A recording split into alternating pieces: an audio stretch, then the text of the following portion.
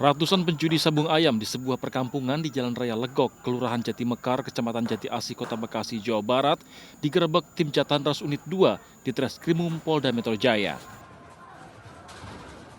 Para penjudi dan pemilik arena sabung ayam ini tak menyangka tempatnya menjadi sasaran polisi meski telah tertutup pagar besi. Mereka segera lari berhamburan meloloskan diri hingga aksi kejar-kejaran pun terjadi. Polisi terpaksa melepaskan tembakan peringatan untuk menghentikan pelarian. 70 orang penjudi berikut pemilik arena sabung ayam serta puluhan ekor ayam yang dijadikan taruhan telah diamankan polisi. Bang, ini sudah berapa lama sih Bang beroperasi ini Bang tempat? Berdasarkan pengakuan dari penyelenggara kurang lebih sekitar 1 bulan. Untuk yang diamankan kurang lebih ada sekitar 70 orang, nanti masih kami hitung dan masih kami interogasi karena masih bercampur antara baik penyelenggara yang ikut bermain dan yang menonton. Untuk taruhan yang dilakukan oleh para penonton ini itu antara penonton dengan pemain atau pemilik ayam. Untuk mengelabui petugas, pemilik arena judi sabung ayam menutup tempat mereka dengan pagar seng, seolah tempat ini hanya bedeng biasa. Dari penggerebekan ini, polisi juga menyita sebuah buku berisi rekapan permainan judi sabung ayam sebagai barang bukti penguat. Dari Bekasi, Jawa Barat, Hasyim Adnan, RTV.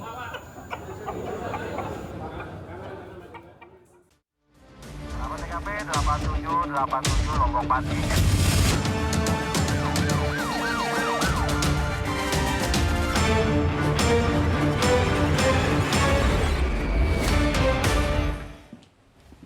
Halo sahabat RTV, selamat malam. Berjumpa lagi dengan CSI, catatan seputar investigasi. Ya, Brigadir Putu, kita punya informasi apa saja untuk sahabat RTV? Ya, Pram dan sahabat RTV, selain informasi grebek judi sambung ayam, di awal tadi kami juga ada informasi terkait satu keluarga yang tertabrak kereta dan 6 diantaranya tewas di lokasi kejadian. Ya, bersama saya Pramadika Samudra. Dan saya Brigadir Putu Fungki. Inilah CSI selengkapnya.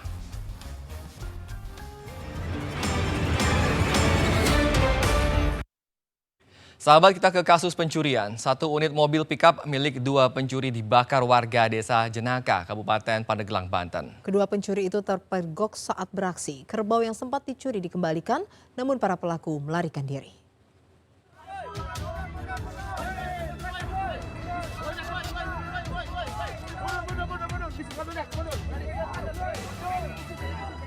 Warga desa Jenaka, Kecamatan Jiput, Kabupaten Pandeglang, Banten membakar satu unit mobil pickup milik 2 pencuri kerbau. Peristiwa bermula saat kedua pelaku mencuri seekor kerbau milik warga bernama Amir. Menurut anak korban, pelaku mencuri saat pukul 9 malam. Namun aksi kedua pelaku terpergok dan kerbau itu dikembalikan.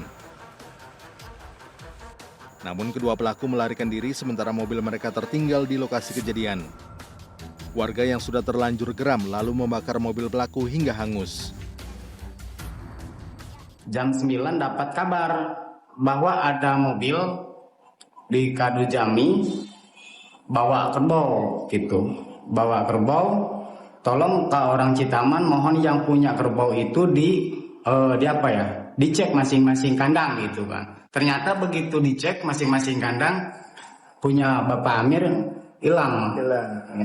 Langsunglah menuju ke TKP. Namun supir dan kenek yang diduga sebagai pelaku langsung melarikan diri ke sebuah hutan dan pesawahan. Setelah itu warga masyarakat sekitar mencoba untuk mengejar supir tersebut dan kenek yang diduga sebagai pelaku, namun tidak tertangkap. Hingga kini aparat Polsek Jiput masih menyelidiki kasus ini dan mengejar pelaku pencurian. Dari Pandeglang, Banten, Herbert Marbun untuk CSI RTV. Sahabat, jasad pria tanpa identitas ditemukan tergeletak dengan kondisi tangan dan kakinya terikat di tepi pantai Desa Lopo, Kabupaten Gorontalo. Mayat tersebut pertama kali ditemukan seorang warga saat kembali dari memancing ikan di laut. Angka ulang Ajis. Warga Desa Lopo, Kecamatan Batudaa Pantai, Gorontalo digegerkan dengan penemuan jasad pria tanpa identitas yang tergeletak di tepi pantai. Jasad itu pertama kali ditemukan oleh seorang warga saat kembali dari memancing ikan di laut dengan kondisi tangan dan kakinya terikat tali. Warga pun langsung melaporkan penemuan jasad tersebut ke perangkat desa dan kepolisian setempat. Karena wajah dan kondisi tubuh jenazah sudah tidak dapat dikenali, polisi pun mengevakuasi jasad korban ke Rumah Sakit Bayangkara guna memastikan identitas korban. Pulang dari Bapancing. Iya, Baru tiba-tiba dapat lihat itu mayat itu. Bagaimana itu mayat itu Pak pada periksa dalam kondisi? DP kondisi lagi. Tak ikat DP kaki Pak? Ada tiga DP kaki. Untuk sementara masih nihil, masih belum ada identitas korban. Tapi sudah ada keluarga yang mengaku bahwa itu adalah keluarganya mereka. Tapi untuk memastikan kita bawa dulu ke Rumah Sakit Bayangkara. Nanti kita lihat di sana tanda-tanda yang mereka ketahui untuk memastikan bahwa itu keluarga mereka. Kini kepolisian masih menyelidiki dan menunggu hasil forensik guna memastikan jasad tersebut merupakan korban pembunuhan atau bukan. Dari Gorontalo, Rida Yansa untuk CSI, RTV. Ya sahabat, berhati-hatilah saat berkendara. Di Kabupaten Deli Serdang, Sumatera Utara, satu unit mobil minibus tertabrak kereta api di perlintasan tanpa palang pintu. 6 penumpang yang terdiri dari satu keluarga tewas, sementara satu penumpang lainnya dalam kondisi kritis. Mak Bora kan dan mak Bora mana? Tuhan, Tuhanku. Yang ini ini. Satu unit mobil minibus tertabrak kereta di perlintasan tanpa palang pintu, Desa Pagarjati, Kecamatan Lubuk Pakam, Kabupaten Deli Serdang, Sumatera Utara. 6 penumpang tewas dan satu lainnya dalam kondisi kritis akibat kecelakaan ini. Satu jasad korban bahkan terpental ke area persawahan. Keenam korban merupakan satu keluarga yang terdiri dari seorang ayah dan kelima anaknya. Sementara ibu mereka berinisial HM usia 52 tahun kini dirawat di Rumah Sakit Mutiara Lubuk Pakam. Penyebab kecelakaan diduga pengemudi menerobos perlintasan tanpa palang pintu. Dari rumahnya ke pasar sana. Pasar sana lah bilang. Berapa orang tadi orang itu? 7 orang. Dia memang mau pulang ke rumah atau mau keluar dari rumah. Masih keluar. Ya, rumahnya kan di sana, jadi orang itu mau keluar ke sana. Jadi antara kendaraan ras dengan kereta api yang datang dari arah Rantau Prapat menuju ke Medan. Kemudian dari kendaraan dari Sumberjo menuju ke Pagarjati. Seluruh jasad korban kemudian dievakuasi ke Rumah Sakit Amri Tambunan untuk dimakamkan keluarga. Dari Deli Serdang, Sumatera Utara, Wahyu Maulana untuk CSI, RTV.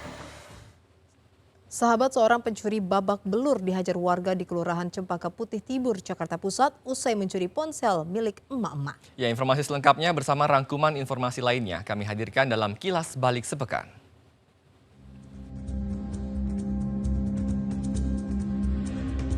Aksi pencurian yang terekam kamera CCTV ini terjadi saat toko tutup. Para pelaku masuk dengan merusak pagar yang ada di belakang toko. Seorang pelaku kemudian mengalihkan salah satu kamera CCTV sebelum merusak pintu toko dan berhasil masuk. Mereka mengambil sejumlah tabung gas LPG 3 kg dari dalam toko. Menurut korban, pencurian tabung gas LPG ini telah 3 kali terjadi. Sebanyak total 20 tabung gas LPG 3 kg raib digasak pencuri.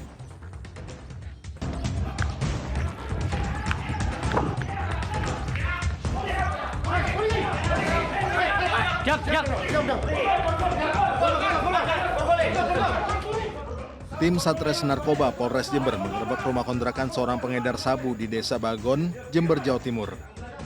Pelaku bernama Subnadi berusaha kabur dan melawan petugas saat akan ditangkap. Namun petugas harus berhati-hati saat penangkapan, lantaran pelaku mempersenjatai dirinya dengan celurit serta bom rakitan jenis bondet.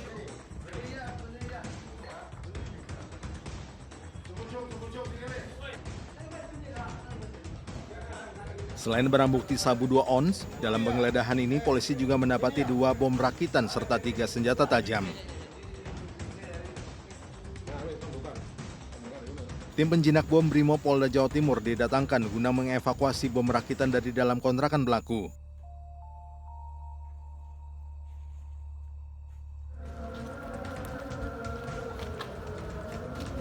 Atas perbuatannya, pelaku dijerat pasal tentang kepemilikan senjata tajam dan bom rakitan, serta pasal psikotropika dengan ancaman hukuman hingga 20 tahun penjara.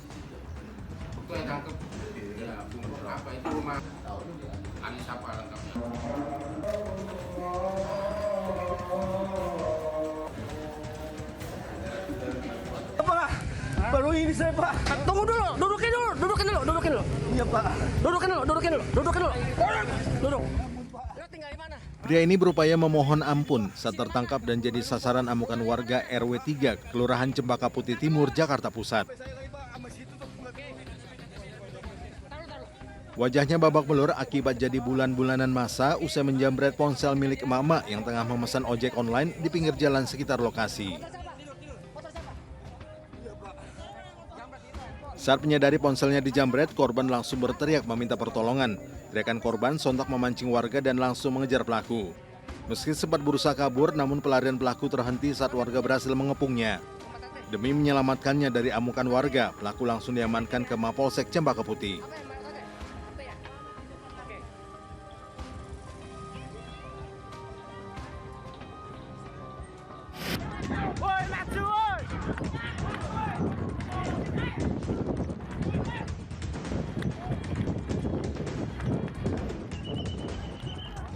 Dua kelompok pelajar ini saling kejar sambil membawa senjata tajam di jalur Pantura Pleret dan Plumbon, Cirebon, Jawa Barat. Tak hanya senjata tajam, para pelajar itu juga saling serang menggunakan bambu dan lempar petasan. Aksi tawuran kedua kelompok pelajar tersebut diduga dipicu adanya sejumlah pelajar yang terpergok hendak menyerang sekolah dari pelajar lainnya. Akibat tawuran itu, jalur Pantura Pleret sempat macet hingga wilayah Kedaung.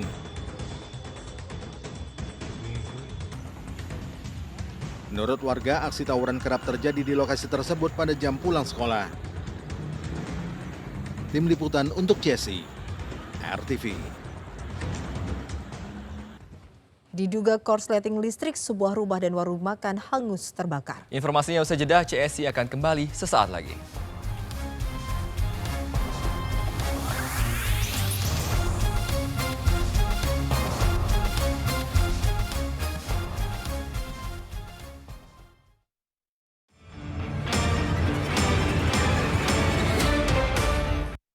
Kita lanjutkan CSI, sahabat, diduga korsleting listrik dua bangunan di Kota Padang, Sumatera Barat hangus terbakar.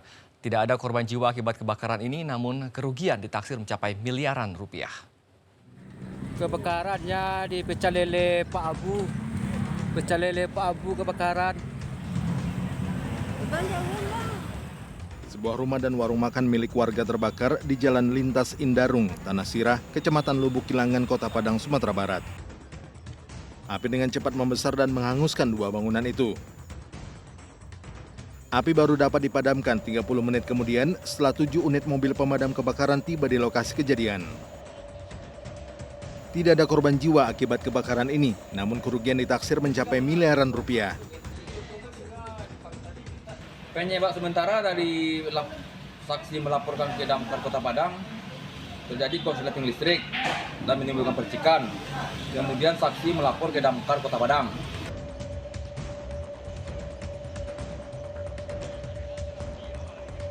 Hingga kini kepolisian setempat masih menyelidiki penyebab pasti kebakaran. Dari Padang, Sumatera Barat, Jobdi Nursyah untuk CSI, RTV.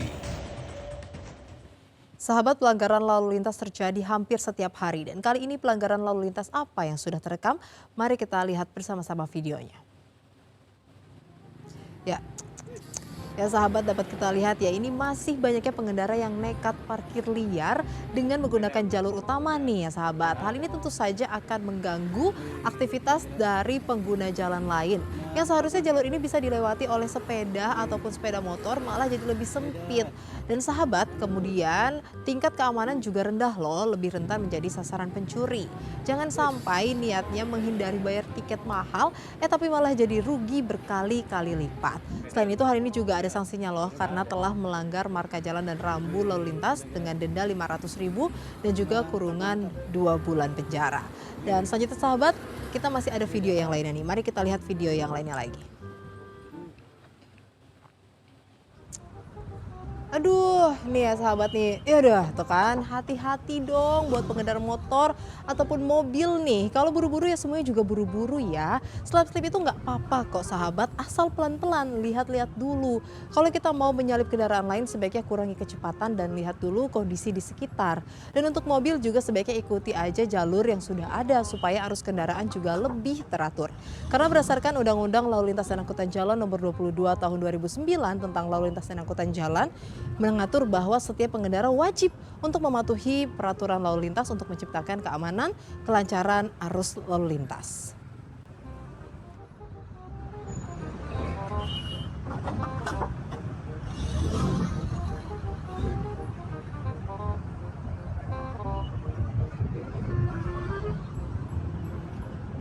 Ya sahabat, kita tiba di penghujung acara. Tapi jangan lupa untuk tetap saksikan catatan seputar investigasi setiap Senin hingga Jumat pukul 00 waktu Indonesia Barat. Akhir kata saya Pramodika Samudra. Dan saya Brigadir Putu Funky. Hati-hati, kejahatan akan senantiasa meninggalkan jejak dan pasti akan terungkap. Sampai jumpa.